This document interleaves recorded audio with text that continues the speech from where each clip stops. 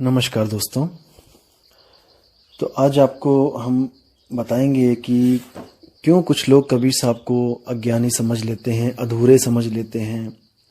क्यों कबीर साहब को वो अच्छी तरह समझ नहीं पाते कि वो क्या बात कर रहे हैं। बाणियाँ उनकी ही लेंगे, अपना जो उल्लू सीधा करना जिसको कहते हैं कि अपनी बात मनवाने के लिए प्रमाणित उनकी ही बाणियाँ लेंगे कि देखो कबीर साहब भी कह रहे हैं। लेकिन सारा कुछ सिद्ध करने के बाद क्या कहेंगे कि हाँ देखो कबीर साहब ये कहते थे, लेकिन उनको उस चीज का ज्ञान नहीं था, इसलिए वो किसी सतलोक नामक किसी निम्न लोक में चले जाते हैं और जन्म मरण में फंसे रह जाते हैं।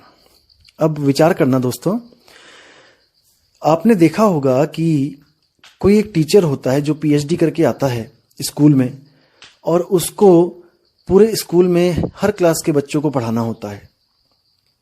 वो 10वीं वालों को भी पढ़ाता है, अगला पीरियड जैसे होता है वो 12वीं वालों की कक्षा में जाता है, उसके बाद वो बीएससी वालों को भी पढ़ाता है। तो अलग अलग कक्षाओं में जाके वो अलग अलग बच्चों को ज्ञान देता है, ज्ञान समझाता है, लेकिन उसके ज्ञान में कोई कमी नहीं होती। वो पीएचडी कर चुका है।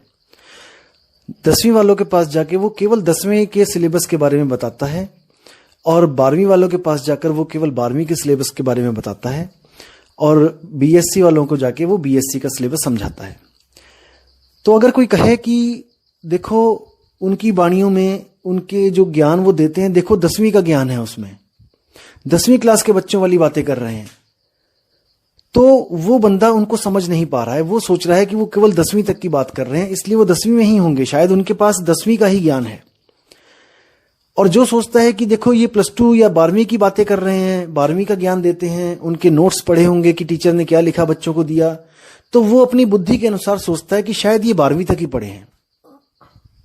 और जो बीएससी वाले हैं, वो उनके बारे में जब कोई पूछता है कि आपके टीचर कौन है, तो वो कहते हैं कि हमारे टीचर ये हैं और उनके ये नोट्स हैं। तो वो देखता है कि ये केवल बीएससी की पढ़ाई पढ़ा रहे हैं। हालांकि आपको भी पता है कि जो टीचर होता है वो पूर्ण होता है, और वो हर बच्चे को उसी के लेवल की बुद्धि के अनुसार पढ़ाता है। अगर कोई टीचर फर्स्ट क्लास के बच्चे को जाके 10वीं क्लास की पढ़ाई कराने लग जाए, तो वो आपको भी पता है कि वो समझ नहीं सकता। इन महाशय के साथ भी कुछ ऐसा ही अनहोनी घटना हो गई है, जो ये समझ नहीं पा रहे हैं कि कबीर साहब किसकी बात कर रहे हैं, कहाँ की बात कर रहे हैं। क्योंकि देखो धर्मदास की जो बुद्धि थी वो कहाँ तक काम करती थी। धर्मदास मूर्ति पूजा करते थे। आपको भी पता है कि धर्मदास और उनकी पत्नी जो थी वो मूर्ति पूजा करते थे। अब एक मूर्ति पूजक को तुम जाकर आत्मा परमात्मा की बात करोगे तो वो कभी नहीं समझ सकता, वो कभी नहीं जान सकता, क्योंकि उसको जो पुराने पंडितों ने, पुराने जो ऋषि मुनियों ने घोटा पिला रखा था कि ऐसे एक स्वर्ग होता है, वहां पर इंद्र होता है, और ये कृष्ण जी होते हैं, ये राम जी होते हैं, ये ऐसे पैदा हुए, ये ऐसे आए इस दुनिया में, ये लीला रची। तो इतना कुछ उनके दिमाग में भरा हुआ था कि वो आत्मा परमात्मा की बातों को नहीं समझ सकते थे। इसलिए कबीर साहब ने उनके ज्ञान को खट्टा करने के लिए, उनके ज्ञान को, जो उनको ज्ञान पढ़ा रखा था, जो रंग रखा था, उस रंग को फीका करने के लिए कबीर साहब ने एक कहानी की रचना करी। उस कहानी की रचना क्या करी कि एक सत्पुरुष था, सत्पुरुष के द्वारा ऐसे ऐसे हम पैदा हुए, और हम लोग काल के चक्कर में आके यहां फंस गए, और वही काल की जो घरवाली है वो शेरावाली माता है, और उसके 3 बच्चे हैं जो ब्रह्मा विष्णु महेश हैं, और उनसे ये सृष्टि चल रही है। और यही 5 हम सबको फंसाने के लिए ही ये सारी लीला करते हैं। जितने भी इन्होंने लीला करी हैं, ये सब जीव को फंसाने के लिए, अपने तक ही सीमित रखने के लिए ये लीला करते हैं। जब ये ज्ञान धर्मदास जी ने सुना और ये भी पूछा कबीर साहब से कि क्या ये सत्य है, देखो एक बार में विश्वास नहीं किया, उन्होंने समझाया कि हाँ यही सत्य है, तो उनके मन से इन 5 के लिए श्रद्धा खत्म हो गई। देखो पहले तो आपकी श्रद्धा खत्म करवानी पड़ेगी, जिन आप पुरानी श्रद्धाओं में लगे हुए हो। अब ये तो हो गई ये कहानी जो धर्मदास की श्रद्धा खत्म करने के लिए बताई गई, क्योंकि धर्मदास के पास इतना विवेक नहीं था कि वो आत्मा और परमात्मा को समझ सके। क्योंकि अगर इतना विवेकी होता तो पत्थरों को पूछता ही ना, वो पत्थरों की तरफ देखता ही ना। उसको पता होना चाहिए था कि जड़ और चेतन में क्या फर्क है। पत्थर निर्जीव है, पत्थर तो अपनी सफाई खुद भी नहीं कर सकता। आप मूर्ति बना लो, उसकी भी सफाई एक चेतन आत्मा से ही करवाई जाती है। एक चेतन जीव से ही करवाई जाती है।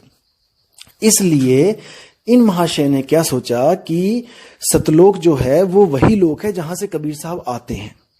देखो, अब इन्होंने एक वीडियो में और बोला कि जो पुरुष जहां से आता है वहीं तक उसकी सीमित होती हैं शक्तियां, वो किसी और लोक में नहीं जा सकता। जहां से जो पीर फकीर आया है जिस लोक में, वो उसी लोक की वाणी कथेगा और अपने ही लोक तक वो लेके जाएगा।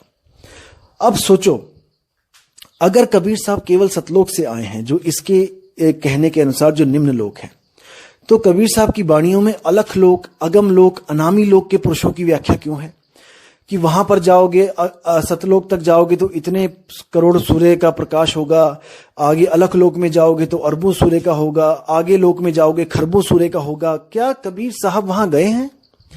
क्या कबीर साहब ने वहां जाके अलग अलग पुरुषों को देखा है? अगर उन्होंने पुरुषों को देखा है जो आगे से आगे और ज्यादा खरबों अरबों सूरज के जो है समान प्रकाशित है, तो वो वापस सतलोक में क्यों आएंगे? क्योंकि सतलोक से ज्यादा तो अलख लोक में सूरज चमक रहे हैं, उससे ज्यादा तो अकह लोक में चमक रहे हैं, अनामी लोक में चमक रहे हैं। तो कोई अपनी आत्मा के साथ इतना बड़ा धोखा कैसे कर सकता है कि वो अच्छी वस्तु छोड़ के घटिया लोक में आ जाए? आप खुद सोचिए, आपके पास मौका है कोई भी चीज लेने का बाजार से, आप अच्छी चीज लेके आओगे कि घटिया चीज लेके आओगे, और परख करने के बाद आपको पता भी लग गया कि ये आदमी घटिया चीज दे रहा है, तो क्या आप उस चीज को आप उसको एक्सेप्ट करोगे? कभी नहीं करोगे। तो इसकी बुद्धि जो है वहीं तक चल रही है जहां तक ये चलाना चाहता है। जहां तो इसको लगता है कि आत्मज्ञान के कुछ प्रमाण देने चाहिए, वहां तो ये कबीर साहब की वाणियां आपको प्रमाणित कर देता है कि देखो कबीर साहब कह रहे हैं कि आत्मा के बारे में ऐसे ऐसे कह रहे हैं। लेकिन क्योंकि इसको स्वयं को सिद्ध करना है और बाकियों को नकली बताना है, इसलिए ये उनकी 10वीं क्लास की जो वाणियां हैं उस टीचर की, वो वाणियां दिखा देता है कि देखो ये कबीर साहब की वाणियां ये कह रही हैं। अरे भाई, कबीर साहब 10वीं वाले को भी पढ़ा रहे हैं, कबीर साहब 12वीं वाले को भी पढ़ा रहे हैं, कबीर साहब पीएचडी वालों को भी पढ़ा रहे हैं, क्योंकि वो ऑलराउंडर हैं। उनको सब पता है कि कौन कितने पानी में है। लेकिन आप समझ नहीं पाए, इसलिए आपको ऐसा लगता है कि शायद वो अज्ञानी है। असल में बात यही है, कबीर साहब ने कभी नहीं कहा कि किसी लोक में जाओ, कभी नहीं कहा। सतलोक एक इशारा है, सतलोक एक सैन है। वो कैसी सैन है, वो क्या है सतलोक, मैं आज आपको क्लियर करता हूं। सतलोक, लोक क्या होता है? जहां पर कोई भी निवास करता है वही लोक होता है। और सत्य क्या होता है? जो कभी खंडित नहीं होता, जो कभी खत्म नहीं होता, जो शाश्वत है। जब हम सुरती की बात करते हैं तो सुरती इस वक्त 3 लोक में उलझी पड़ी है। 3 लोक का मतलब क्या है? ये सूरज चांद सितारे नहीं, ये शरीर है। इसी शरीर में 3 लोक हैं। जो पिंडे सो ब्रह्मंडे, जो बाहर आपको ब्रह्मांड दिखाई दे रहा है वही सूक्ष्म रूप में इस पिंड में डिट्टो कॉपी है। तो साहिब कहते हैं, सुरत फसी संसार में तासे परगेव दूर, सुरत बांध स्थिर करो आठों पहर हुजूर। जो सुरती फंसी है इस देह में फंसी है। और 3 लोक क्या है? 3 लोक है देह में, रोम रोम में धाम, सतगुरु बिन ना पाइये सार शब्द निज नाम। अब इन्होंने बोला है कि 3 लोक है देह में, इसी देह में तीनों लोक की कॉपी आपको मिल जाएगी। और सुरती इन्हीं 3 लोक के चक्कर में फंसी है। इन 3 लोक से जो न्यारा, यानी शरीर है 3 लोक, अब शरीर से न्यारा क्या है? वो है आत्मा। जब तक वो आत्मा को नहीं प्राप्त करेगी, जब तक वो इस ही शरीर में रहेगी और इसी शरीर से जन्म और मरण के चक्कर में पड़ी रहेगी।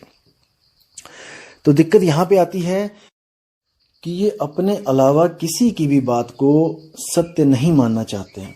दिक्कत ये है, ये चाहते हैं कि इनको जो अनुभूति हो गई है बस वही परम सत्य है। ये एक तरह से स्वयंभू बन गए हैं, स्वयंभू।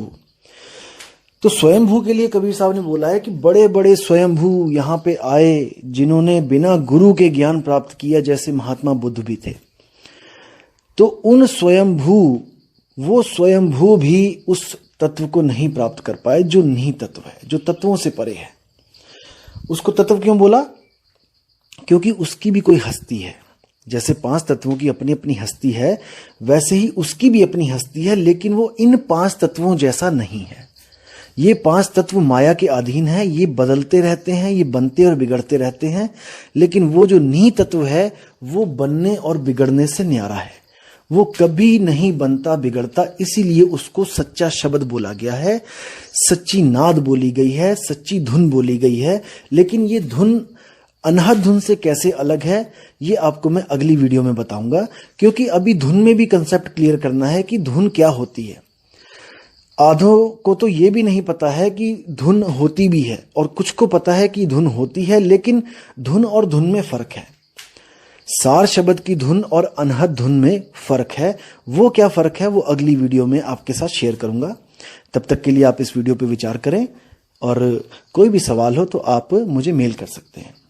साहिब बंदगी सतनाम।